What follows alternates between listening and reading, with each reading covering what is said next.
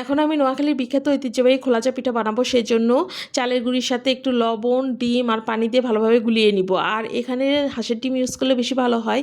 আমার পাশে হাঁসের ডিম ছিল না, সেজন্য মুরগির ডিম দিয়েই বানিয়ে নিলাম।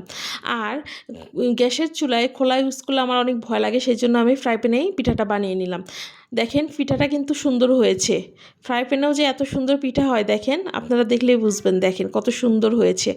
আর এই পিঠাটা কিন্তু খেতেও অনেক মজা হয়েছে।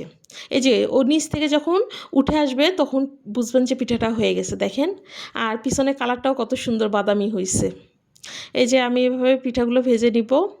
আর নোয়াখালীর লোকেরা কিন্তু তাদের মেয়ে জামাই কিংবা বিশেষ কোনো অতিথি বাসায় আসলে এই পিঠাটা অবশ্যই করবে।